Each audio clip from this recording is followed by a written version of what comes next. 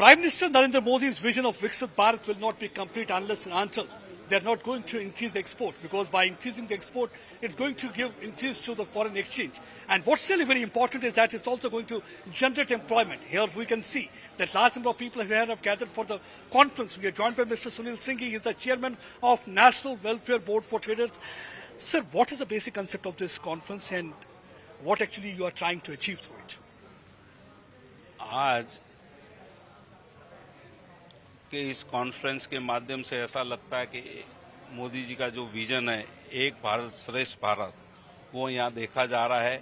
उसके साथ साथ ग्लोबली जिस तरह से लोकल फॉर वोकल की बात करके वोकल फॉर ग्लोबल की बात जब मोदी जी करते हैं तो आज वो दृश्य इस कॉन्फ्रेंस में दिख रहा है कि पूरे भारत के साथ साथ 47 कंट्रीज से अलग अलग ट्रेडर्स और इंडस्ट्रीज के लोग जब यहाँ आए हैं तो मैं ये कह सकता हूँ कि माननीय मोदी जी का जो विजन है विकसित भारत की परिकल्पना को संकल्प के साथ सिद्ध करने के लिए ये सारे लोग आज एकत्रीकरण हुआ है। और ट्रेडर्स के माध्यम से छोटे छोटे उन ट्रेडर्स की जितनी भी बात है उसको हमने आज नेशनल ट्रेडर्स वेलफेयर बोर्ड का गठन होने के बाद आजादी के बाद पहली बार माननीय मोदी जी के नेतृत्व में इस बोर्ड का गठन हुआ है। और इस बोर्ड के गठन होने के साथ साथ ही व्यापारियों के हित रक्षा सुरक्षा कल्याण और अर्थव्यवस्था मोदी 3 में तीसरी अर्थव्यवस्था की ओर हम अग्रसर हो रहे हैं। तो मैं ये कह सकता हूं कि अब ट्रेडर्स के लिए सारी सुविधाएं जो व्यापार को करने में सुगमता और सरलता होनी चाहिए। माननीय मोदी जी के आने के बाद हम सब जानते हैं कि 2014 में हम 11वीं अर्थव्यवस्था थे, आज 5वीं अर्थव्यवस्था और तीसरी अर्थव्यवस्था के आगे कदम आगे बढ़ रहे हैं।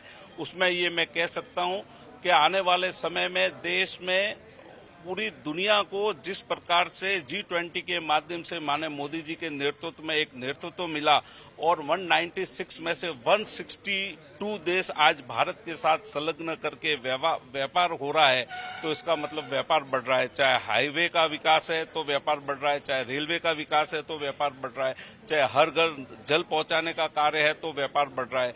सुरक्षा को लेकर एक बहुत बड़ी आज कश्मीर से यहाँ लोग आए, मुझे बहुत अच्छा लगा कि आज जम्मू कश्मीर के व्यापारियों का एकत्रीकरण इतनी बड़ी संख्या में होना और ये बात बताता है कि लॉ एंड ऑर्डर को जब एक जमाने में बम धमाके इस देश में हुआ करते थे और दिवाली हमारी बहुत खराब जाती थी, आज लॉ एंड ऑर्डर और सुरक्षित भारत और रक्षित भारत के साथ साथ रक्षित अर्थव्यवस्था के लिए जो कदम उठाए जा रहे हैं उस क्रम में पूरे भारत के साथ साथ हमारे भारत में के विदेशों में बसने वाले व्यापारी गण भी आज यहाँ आए हैं और आज उनका उत्साह और लगन और उनको भारत के प्रति जो एक अलग प्रकार का वातावरण दिख रहा है उससे ये हम कह सकते हैं कि 2047 में माननीय मोदी जी के नेतृत्व में विकसित भारत की परिकल्पना के संकल्प के सिद्धि के लिए आज के इस कार्यक्रम को मैं देख सकता हूं। और आज इतनी बड़ी संख्या में पूरे भारत के अलग अलग डिस्ट्रिक्ट से लोग आए हैं और उन्होंने अपनी अपनी बात कही है और आने वाले समय में भारत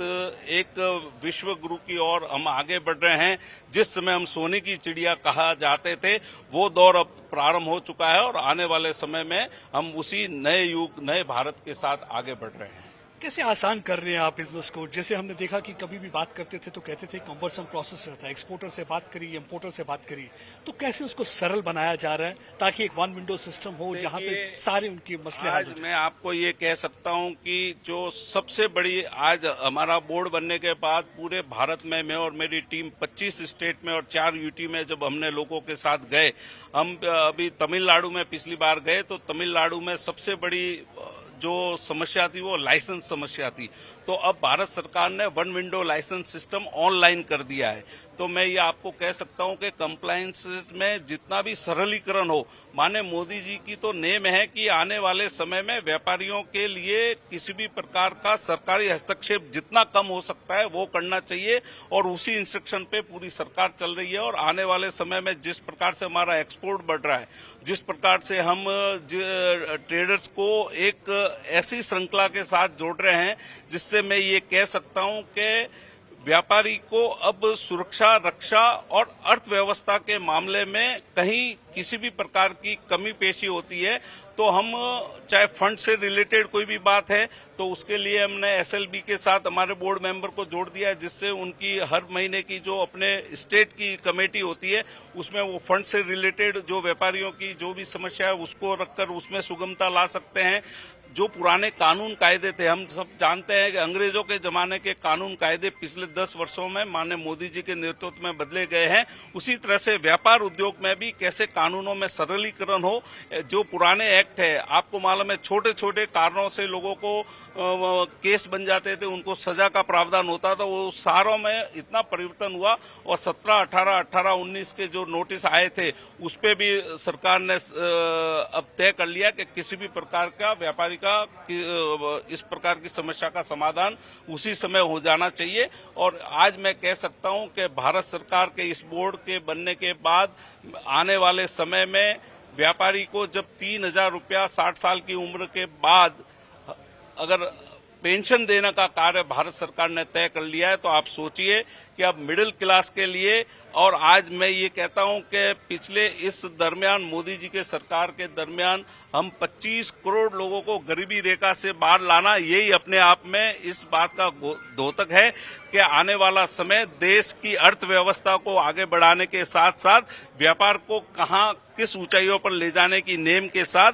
भारत सरकार और जहां जहां डबल इंजन की सरकार है उसका एक बहुत बड़ा प्रारूप इस प्रकार से खड़ा हो रहा है। आज ऑनलाइन की भी बात हमारे बीच में आई तो आज मैं कह सकता हूं कि भारत सरकार ने ओएनडीसी के माध्यम से ऑनलाइन की व्यवस्था प्रारंभ कर दी है, जिससे किसी भी प्रकार का कोई चार्ज नहीं लिया जाता। उसमें रजिस्ट्रेशन कराकर छोटे छोटे व्यापारी भी अपना माल अपनी रेट से ऑनलाइन में के साथ बेच सकते हैं और उसमें करोड़ों लोगों को जोड़ने का कार्य भारत सरकार और हमारा बोर्ड के माध्यम से हम कर रहे हैं।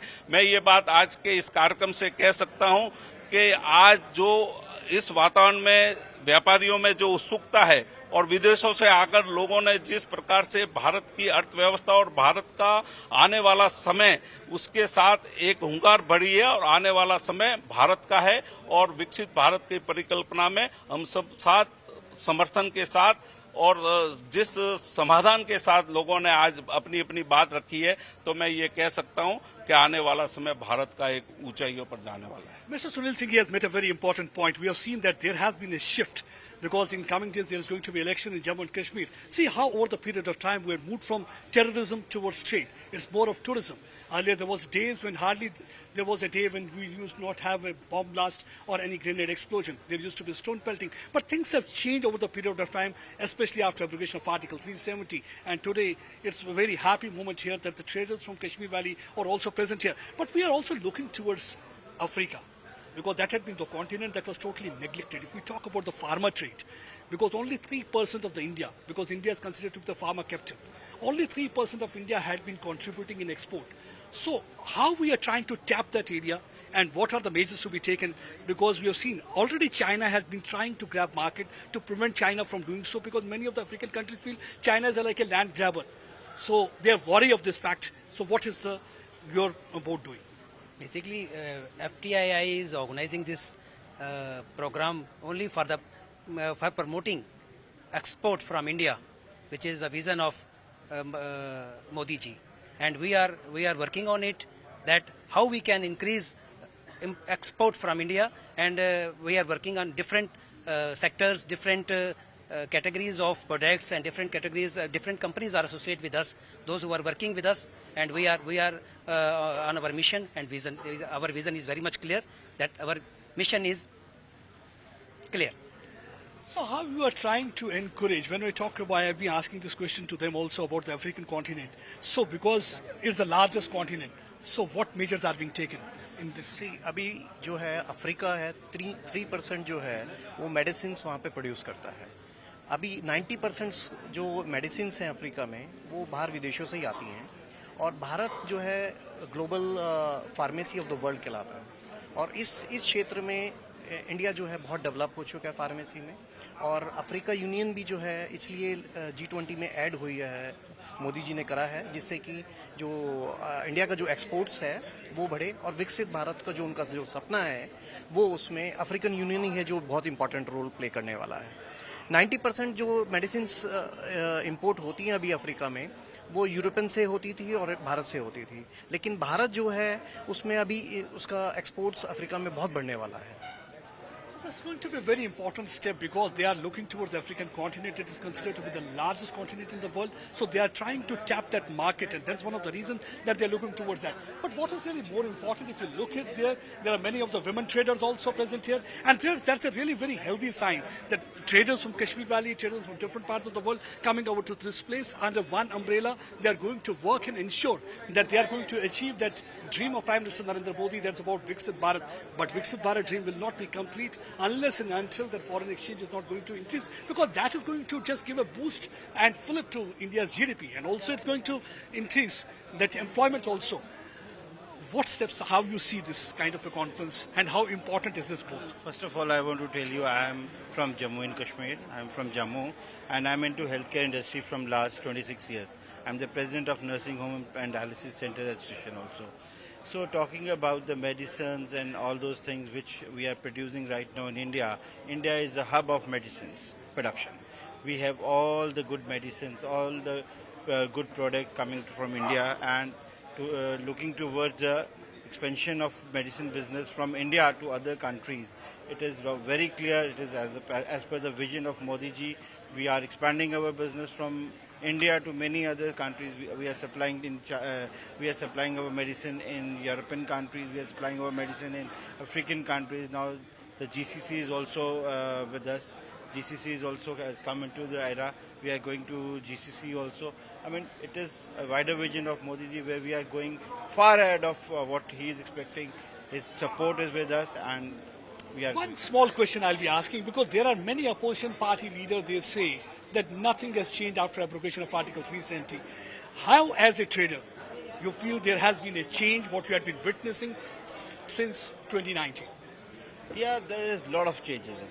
I mean, we cannot do business because you being from the era of militancy there, I've seen you many a times.